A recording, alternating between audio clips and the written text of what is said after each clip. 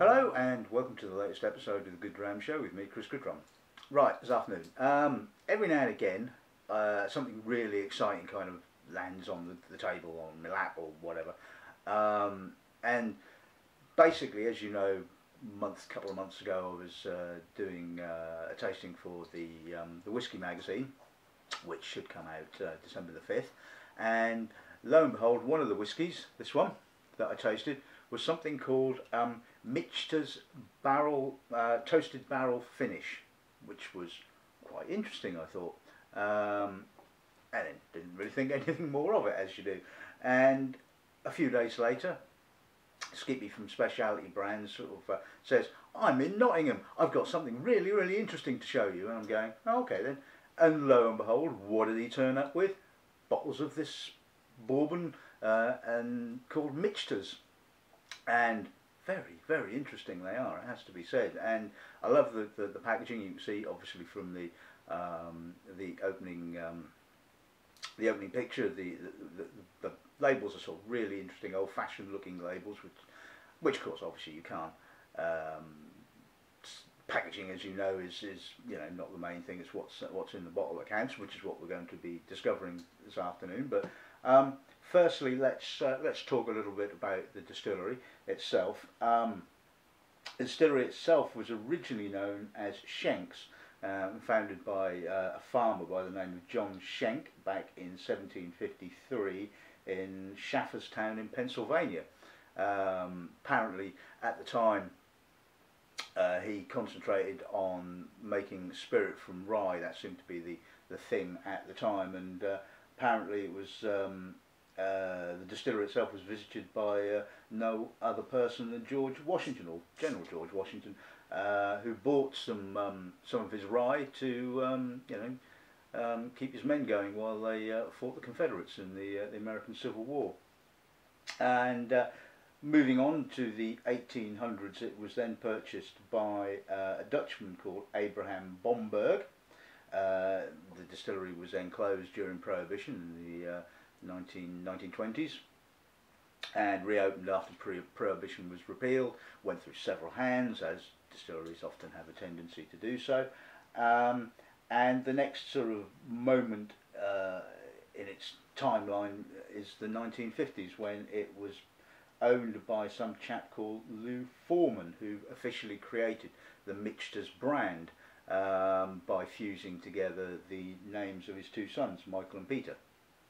Yeah, fair enough. The distillery lasted till about 1989, apparently, when they filed for bankruptcy and closed. And like a lot of distilleries, you think, well, that's probably the end of it, I guess. Now, as you probably know, with regards to American whiskies, that they're not all distilled in the distillery of their name.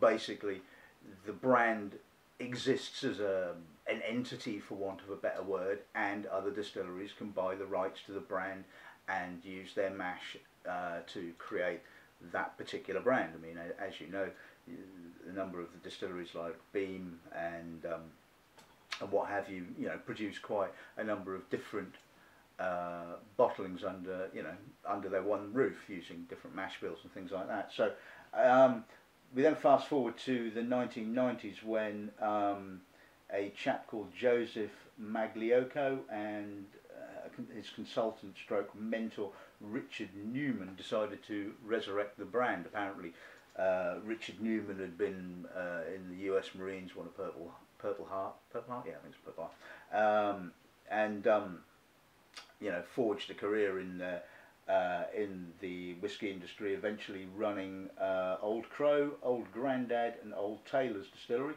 before becoming CEO of Wild Turkey. So anyway, these two guys then decided obviously to move the distillery, or probably built a new distillery in Kentucky, and there you go, in Louisville, apparently, in Louisville in Kentucky. So anyway, that's basically a potted history of the distillery.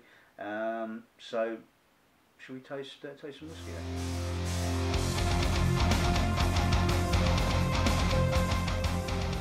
Right, okay, so this is the lineup.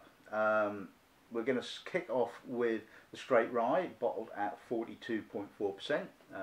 Straight rye basically being, you know, has to be a minimum of 50% rye. I think this is about 90-95% rye, if memory serves me correct. But we'll kick off with that one. Next, we will look at the Bourbon, which is bottled at 45.7. I like all these different bottling ABVs. Then we will be looking at the barrel toasted finish, which is one of their limited editions. I think they do a number of them. They do single barrel bottlings and all sorts, and I believe that it's only the 4 standard bottlings that are going to be currently available in the UK. Whether any of the special releases will make their way over here, who knows. But anyway, so what they basically do with this is they age it for, I forget how many years, in obviously new American oak, and then finish it for sort of 2-3 years or whatever in fresh toasted barrels. So you can expect a big hit of oak on that one. And then finally, well, not finally, the second to last, we'll be looking at the sour mash. Now, as you know, there's a lot of sour mashes, well, that are called quote unquote sour mashes, that don't really taste like a sour mash. Now, sour mash is basically where you take the spent wort and you basically put it into the fresh wort to basically get the fermentation going. It's a sort of a fairly, well, I wouldn't say it's a standard way of producing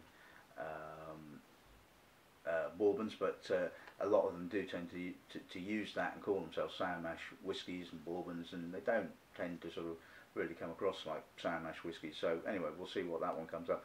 And finally, we'll be looking at the American whiskey, spelled with an E, which is bottled at 41.7. Obviously, this has been aged in reused casks, so obviously can't be called a bourbon, has to be called a whiskey, and it will be interesting to see how that differs from the others in the range. So let's make a start and taste some whiskey.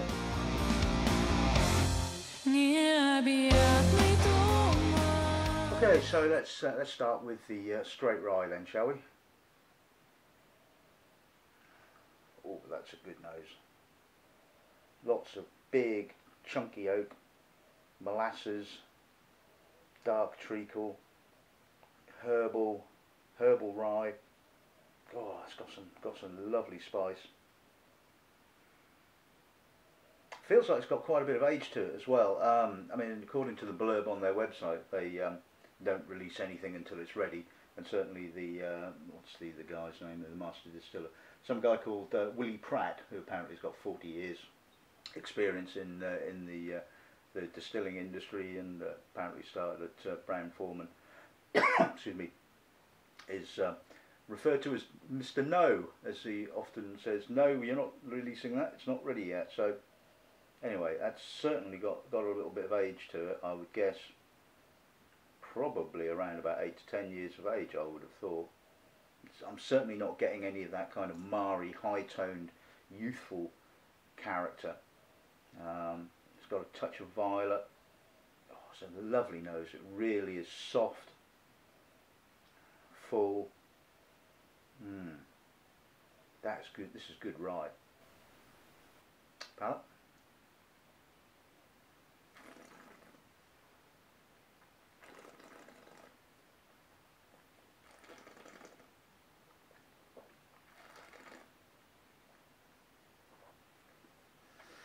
Whoa, that's a hit of spice.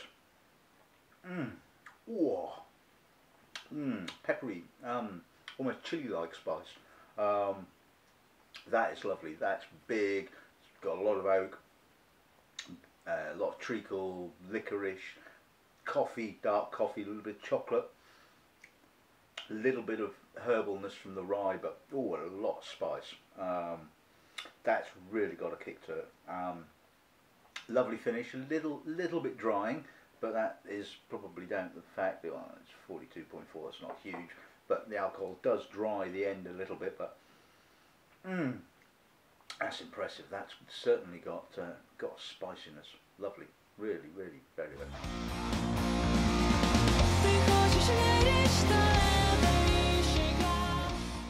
Right, okay, so let's move on to the bourbon then. Softer, as you would expect, more corn. Again, smells possibly a little bit younger than the rye.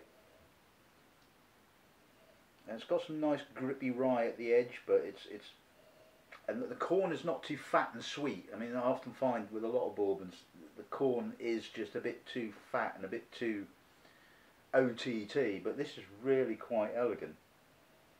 Some nice herbal notes, a bit of hickory, licorice, again a little bit of treacle, and some, although the oak is quite big, it's very understated. It kind of sits nicely in the background. It adds a little bit of wood spice and deep vanillins, but it really lets the spirit kind of come through. Yeah, that's a really elegant nose. A little bit of perfumed violet now. Lovely, absolutely gorgeous. Palate.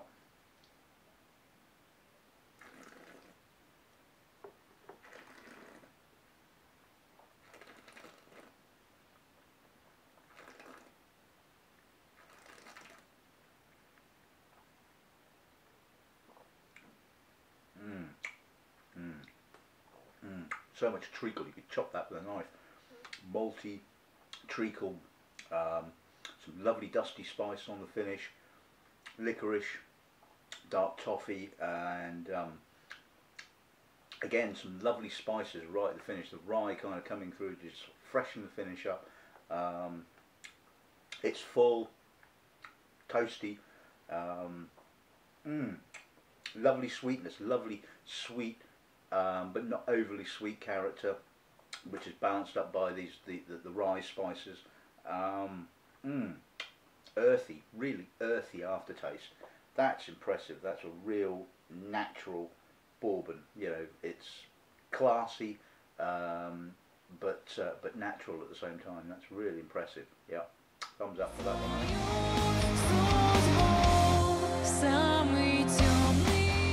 Right, okay, and on to the special, the toasted barrel finish. So let's see what the nose gives us on this end.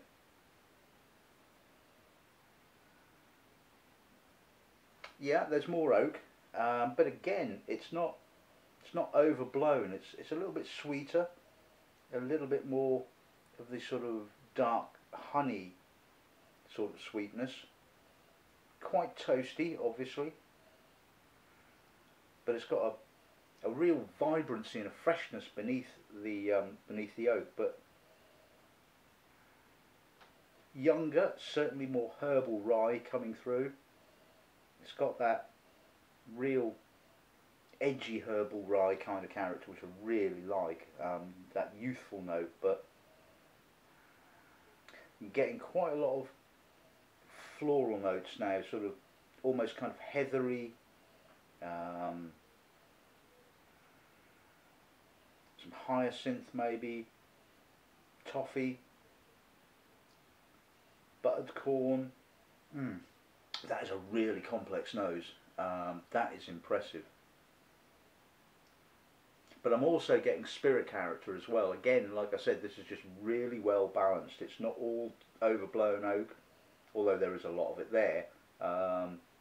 It's just balanced by this wonderful spirit character. A little bit of citrus now, a little bit of orange. That is really complex. Palate.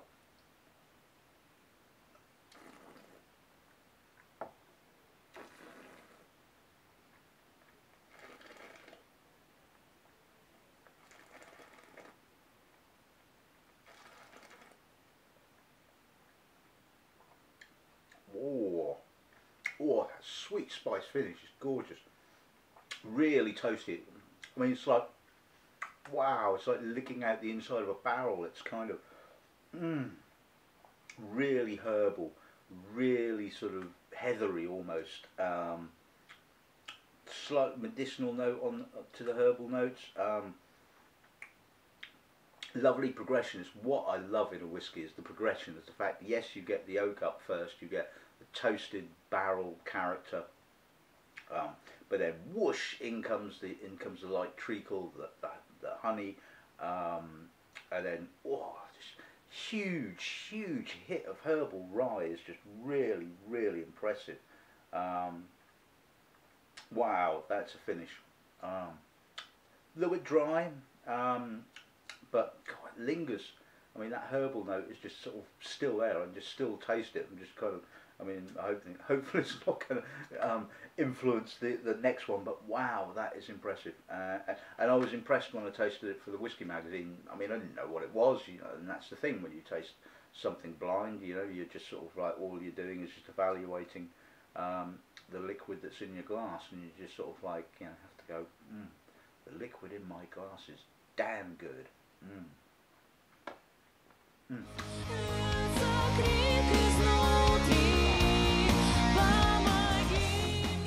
Right, okay, so on to the sour mash. Like I was saying, a lot of sour mash whiskey, in inverted commas, doesn't really kind of come across as sour mash. You know, just you don't get the sour character, which is what you want from the sour mash. But this has it. I mean, this has it. Not in bucketfuls. Again, it's got quite a bit of oak, some molasses, but it's got a real edginess, that sour fruit, almost yeasty, not sort of yeasty kind of character. It's very sour, I guess. Still, there's some lovely dark chocolate, some treacle, a little bit of herbal rye.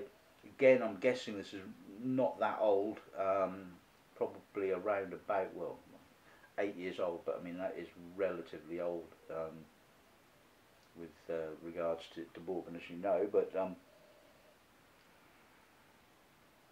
it's got a lovely vibrancy, sort of a little bit of floral character,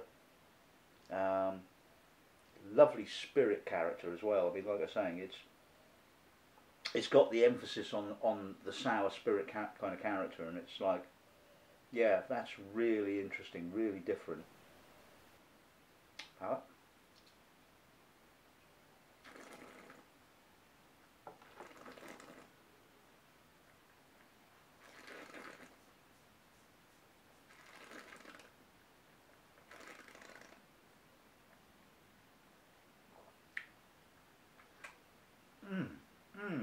Oh, that spiceful finish. Wow. Again, I guess it's fairly heavy rye content. Oh, it's just got a lovely spicy finish.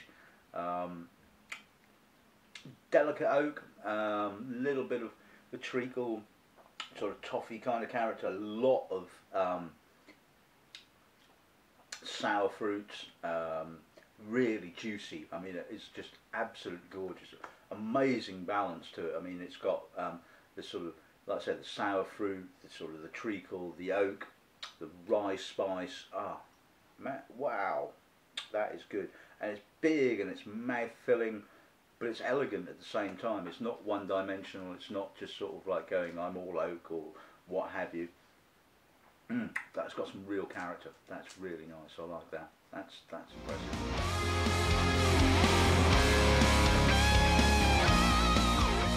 Finally, the whiskey with the E, as they say.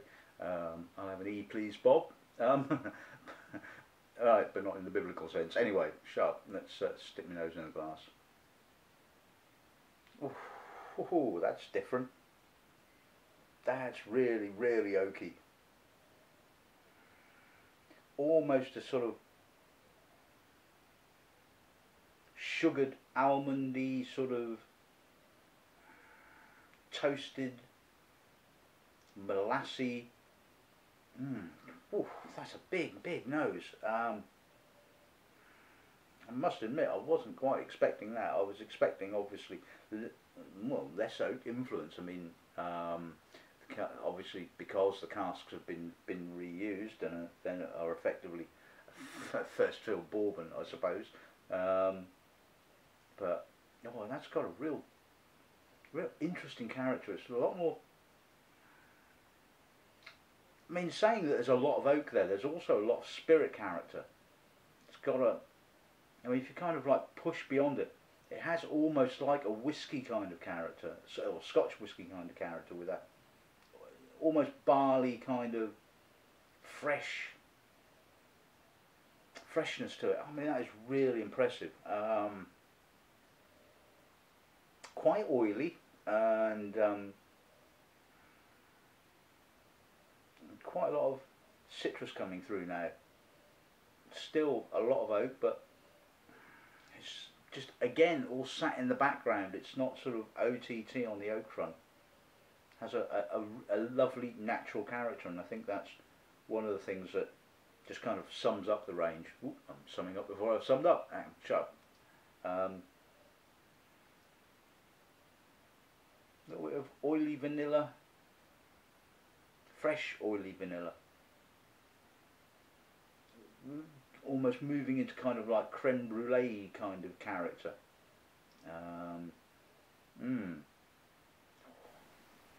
Pal.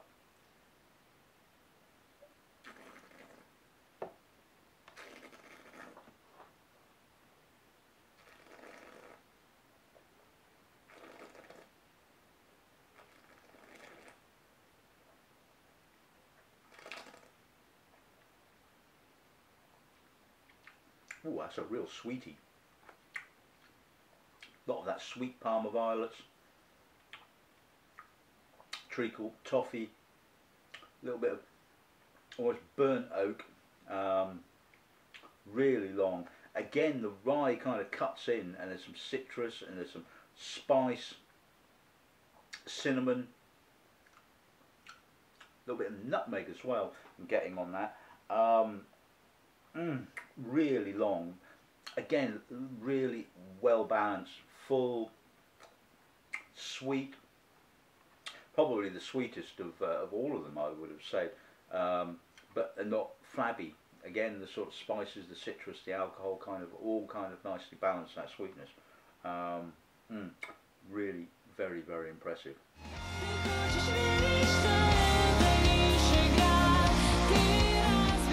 Right, okay, so let's sum this little tasting up. Well, Mr. Pratt, Pratt, it is indeed Pratt. I'll just check my notes. You do a damn good job, mate. That's all I can say. These are really impressive, and they will be coming to a shop near you, hopefully. Well, certainly if you live in Nottingham, they'll be coming to a shop near you next month. I will certainly be stocking these, and they're not too expensive. Obviously, the special, the toasted barrel finish won't be in stock, but the other 4 will be, and will be we're around about the £50 mark, which I think is a pretty good price for these, because they are just very, very good. They're very natural. Like I said, summing up, I think straight rye is absolutely gorgeous. Got some lovely age to it, and real spiciness. I mean, that if you love your ryes, if you love that kind of that real intense spiciness, then that's the baby for you. The bourbon, again, really impressed with that. Not too sweet, plenty of corn, but enough balancing rye, and you know, just again, like I said, really well balanced. The barrel toasted finish, yeah, okay, heavy on the oak, a lot of oak character as you'd expect, but you know, again, you know, the spirit is just balancing it, and you know, it's not overblown, it's not OTT. I think it's just really very impressive. The sour mash, well, I have to say it's probably one of the most impressive sour mashes I've tasted. It really has that sour mash character. The sour fruits, the sourness really comes through. You just taste it, you know, and it is so distinctly different. And I guess that's one of the wonderful things with American whiskies, that there are so many different styles. But I think the sour mash style does seem to be, you know, I wouldn't say quite a unique American style, but you know, it's certainly a bit like, I suppose, the Irish pot still character. It's a a fairly instantly recognisable style of whiskey. I mean, you stick your nose in, say, something like Redbreast or Green Spot, and you're thinking, God, spicy. Ooh, this is almost like a blended whiskey, and you think, single malt. Oh, well, obviously got to be a pot still. It just has that crispness. And the same can be said about the sour mash whiskies. They should have that sour character, but a lot of them don't. In actual fact, I mean, Jack Daniel's is supposedly a sour mash, but well, you know, enough said about that. And finally, the whiskey. Actually, moving on to the whiskey. The whiskey again, very very good. A lot of more oak than I was expecting. It has to be said.